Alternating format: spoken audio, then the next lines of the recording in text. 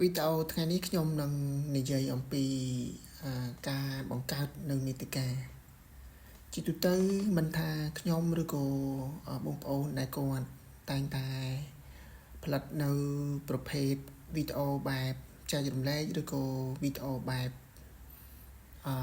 កំសាន្តដើម្បីមកធ្វើការបង្ហាញជូនដល់បងប្អូនក៏ដូចជាមិត្តភក្តិទាំងអស់គ្នានៅក្នុងបណ្ដាញសង្គមមនុស្សភាគច្រើនគាត់អាចនឹងពិបាកនៅស្វែងរកនៅប្រភេទ idea ឬក៏ប្រភេទ content បែបណាដើម្បីយកមកធ្វើការចែករំលែកត្រង់ចំណុចកន្លែងនេះគឺខ្ញុំសូមប្រើប្រាស់នៅ ChatGPT ដើម្បីបង្កើតនៅប្រភេទ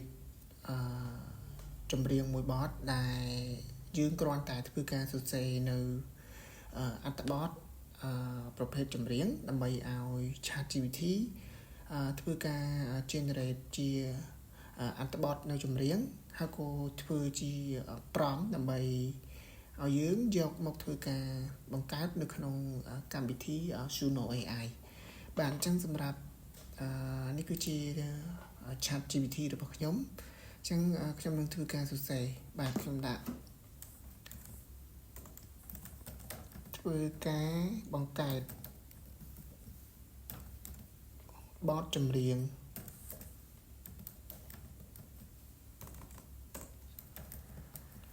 បែបខ្ញុំដាក់បែប acoustic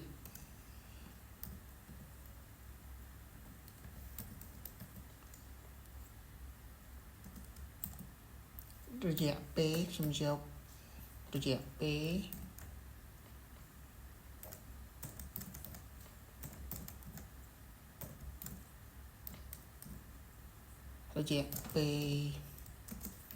2ទៅ3នាទីនឹងបង្កើតជាមួយ prompt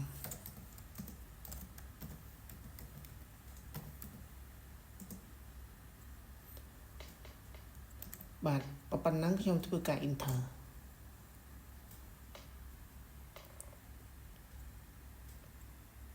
បាទអញ្ចឹងឥឡូវនេះសម្រាប់ ChatGPT កំពុងបានធ្វើការ generate នៅប្រភេទចម្រៀងដែលខ្ញុំនឹងធ្វើការប្រើប្រាស់ទៅលើ ChatGPT ដើម្បីយកអត្ថបទចម្រៀងនិង prompt ដើម្បីយកទៅធ្វើការបង្កើតនៅក្នុងកម្មវិធី Suno ផ្ទាល់តែម្ដងបាទអញ្ចឹងគឺថានេះគឺជា title ប្រភេទចម្រៀងដែលយើងអាចយកទៅធ្វើការប្រើប្រាស់បានហើយតទៅនឹងខាងក្រោមនេះគឺជាប្រភេទ prompt ដែលយើងអាចធ្វើការយកទិន្នន័យទាំងនេះទៅធ្វើការ generate បាទអញ្ចឹងខ្ញុំសូម copy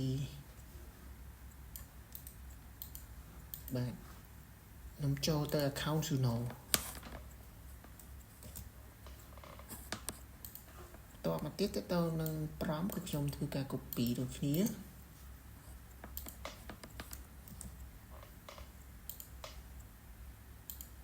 more option ខ្ញុំយកសំឡេងប្រុសបាទបន្តមកទៀតគឺត្រូវធ្វើការ copy នៅចំណងជើងដែលចំណងជើងចម្រៀងនេះសំឡេងហ្គីតានៅរាត្រីហ្គីតា in night បាទ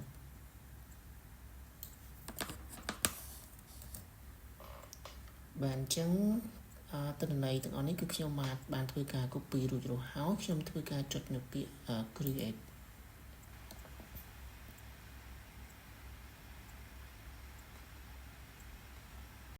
បាទឥឡូវនេះសម្រាប់ចម្រៀងដែលខ្ញុំបានធ្វើការ generate នេះគឺថាចម្រៀងទី1មានរយៈពេល3នាទីចុច12វិនាទីបាទអញ្ចឹងឥឡូវគឺខ្ញុំសូមធ្វើការ play ស្ដាប់ទាំងអស់គ្នាថាលទ្ធផលនៃការបង្កើតចម្រៀងបែប acoustic មានលក្ខណៈបែបណាអាចធ្វើការស្ដាប់ទាំងអស់គ្នា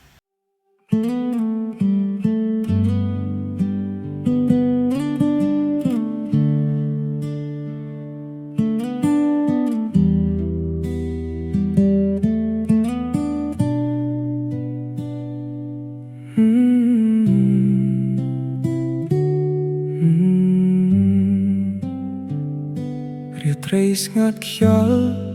ត្រ ជាបាដៃខ្ញុំសំឡេងហ្គីតាឮស្រាលស្រាលដូចចងចាំ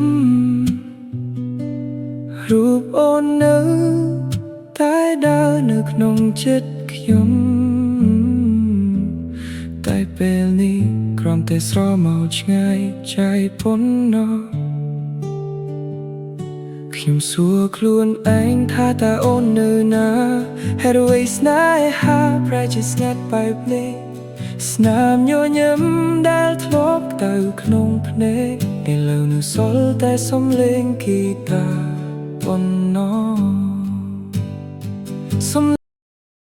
បាទឥឡូវនេះសម្រាប់ចម្រៀងដែលខ្ញុំបានធ្វើការប្រើប្រាស់នៅ Suno AI ដើម្បីធ្វើការបង្កើតនៅចម្រៀងបែប acoustic គឺឃើញថាបាន play នៅចម្រៀងទី1រួចរាល់ហើយអញ្ចឹងបងប្អូនអាចធ្វើការសម្ដាប់នៅចម្រៀងទី2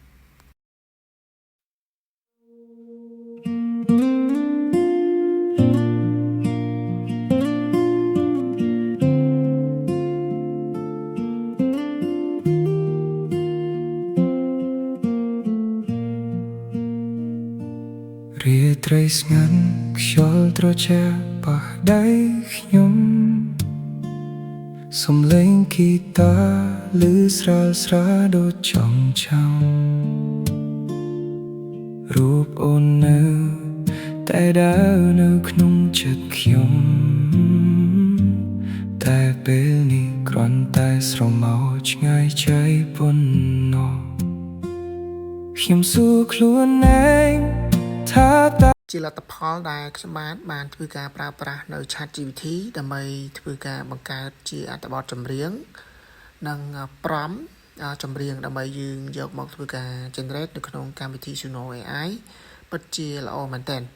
បាទអញ្ចឹងសម្រាប់បងប្អូនក៏ដូចជាមិត្តភក្តិទាំងអស់គ្នាបើសិនជាយើងពិបាកនៅក្នុងការបង្កើតអត្ថបទចម្រៀងក៏ដូចជាចំណងជើងបទចម្រៀងអាចធ្វើការប្រើប្រាស់នៅ ChatGPT ដើម្បី generate ចម្រៀងមួយបទដើម្បីយើងអាចយកទៅធ្វើការប្រើប្រាស់ទៅតាមបណ្ដាញសង្គមក៏ដូចជា platform ផ្សេងៗដែលយើងកំពុងតែធ្វើការប្រើប្រាស់បាទអញ្ចឹងសម្រាប់វីដេអូរបស់ខ្ញុំថ្ងៃនេះគឺខ្ញុំបាទសូមធ្វើការបង្ហាញតទៅនឹងការប្រើប្រាស់ ChatGPT ក៏ដូចជាកម្មវិធី Suno AI ដើម្បីធ្វើការ generate ជាចម្រៀងឲ្យយើងផ្ទាល់តែម្ដងជាចុងបញ្ចប់នៃវីដេអូខ្ញុំបាទក៏សូមអរគុណដល់បងប្អូនក៏ដូចជាមិត្តភក្តិទាំងអស់គ្នាដែលតែងតែចំណាយពេលវេលាដ៏មានតម្លៃក្នុងការទស្សនានៃវីដេអូរបស់ខ្ញុំបាទតាំងពីដើមរហូតដល់ចប់ជួបគ្នានៅវីដេអូក្រោយ